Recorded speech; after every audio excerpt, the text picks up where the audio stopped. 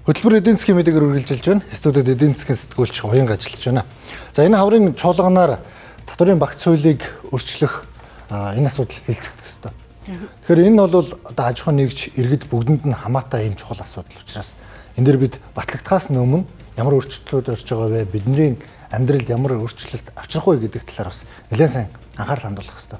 Тэгэхээр олон нийтийн зүгээс энэ татварын багц хуулийн өөрчлөлтөд ямархуу саналууд өгж байна. Энэ эргээд эдийн засагт яаж нөлөөлөхөр байна? Нэг талаасаа нөөтийг бол одоо татвар бүрдүүлэх гол хэрэгсэл гэж үздэг. Нөгөө талдаа татварыг бүртгэлжүүлэх гол хэрэгсэл байна гэж ингэж хоёр талын байр суурийг эдийн засгчдад илэрхийлдэг шүү дээ. Яг зөв. Тэгэхээр ер нь бол яг энэ татварын орлогын 20 гаруй хувь нь бол нэмэгдүүлэлтийн албан татвараас бүрдүүлдэг.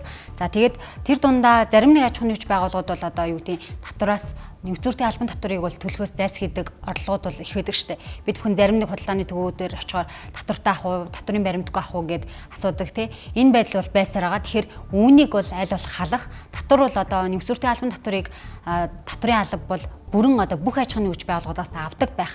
Энэ жишг рүү шилжих зүйтэй гэдгийг аж ахуйн нэгж байгууллагууд шилжиж байна, мэргэжлийн холбоот шилжиж байна. За татварын байгууллага өөрсдөө шилжиж байгаа. Тэгэхээр энэ чиглэл шилжихийн тулд хамгийн ихний авах арга хэмжээ нь бол ерөөсөө иргэдийн одоо энэ нөөтийн баримт авах хүслийг одоо сэтэлжүүлэх, нөгөө талдаа эргээд олгож байгаа хүмүүлэлт урамшуулал дээр нь бол анхаарах зүйтэй гэдэг ийм гол одоо яриа бол явж байгаа.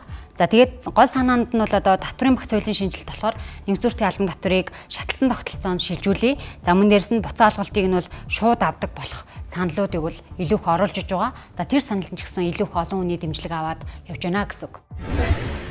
Тэгэхээр бүгд төлдөг болчвол ийм байдал гарахгүй, харин дэмжих гэж байгаа хэсэгтээ буцаагаад өгдөг систем бий болгочих. Тэгэхээр өгдөг системийн өөрөө өртөг өндөртэй гэж ярьд юм билээ. Үгүй л дээ одоо бид нэр Эрдэнэс 5-7 ногдоо шиг авахд хүн болгоны дансанд ногдоо шиг мөнгө ороод ирж болж байгаа шүү дээ. Нөөтийн татвар төр өдрөө нэг хугацаа өгөх одоо мөнгөн суурилуу 2 сарын хугацаатай мөнгөн суурилуу шилжүүлэх асуудлыг энэ удаагийн татварын хуулиар оруулж ирж байгаа. Яг айгүй олон өөрчлөлтүүд бий.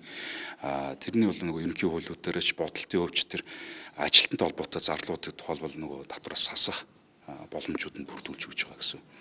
Гадаадд гарч байгаа зарлыг өмнө хасах боломжгүй бас хасах боломжууд нь бүрдүүлж өгч байгаа гэсэн. Тэдгээрийн гаргасан саналууд донд бол яригдж байгаа нэг зүйл нь бүх иргэдийн орлогын албан татварыг хөнгөлж буцаа олгодог байя гэдэг ийм санал бол гарч ирсэн.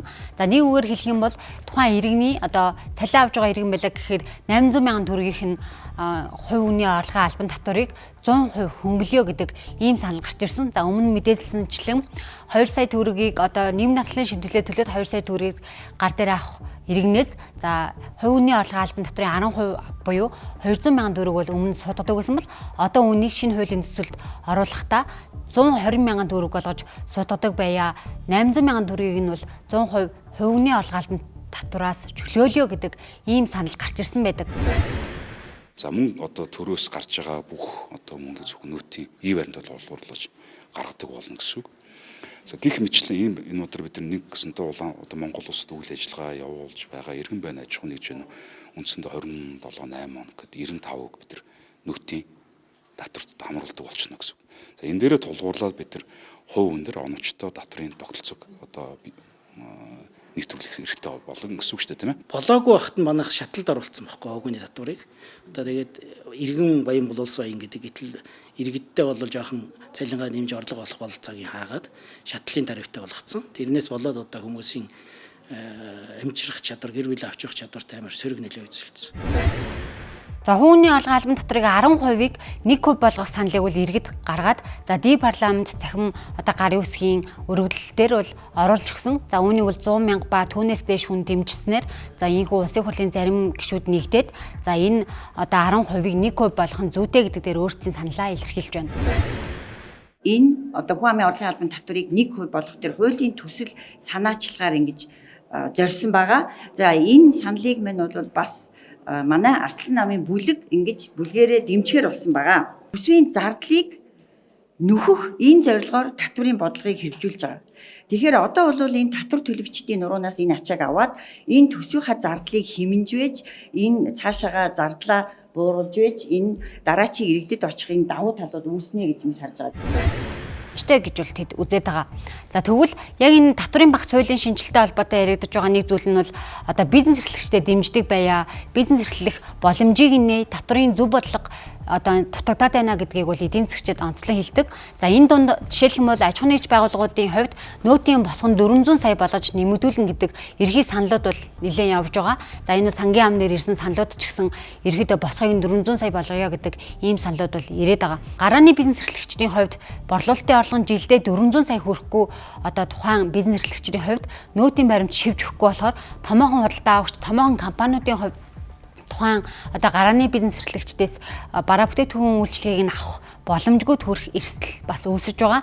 Нөгөө талдаа томоохон компаниуд за 400 сая гэж байгаа юм чинь одоо компани хуваах ч юм уу иймэрхүү эрсдлүүд бас үүснэ гэдгийг хэлж байна. Бас хит өндөр болгох юм бол нөгөө далд эдийн засгийг тэлэх те босгын доогуур орж бизнесээ олон болгож жижиглэх. За тэгээ том бизнес эрхлэгчид хоорондоо харилцах. Тэгээд нөгөө жижиг бизнес одоо томрохгүй байх. Ийм сул талуудтай байдаг. Мөн аж ахуйн нэгж байгууллагуудын хувьд яригдж байгаа нэг зүйл нь нөхцөлтэй албан татвар төлөх хугацааг 2 сар хүртэл хойшлуулъя. Мөнгөн суурийн асуудлыг нь шийдэж өгье.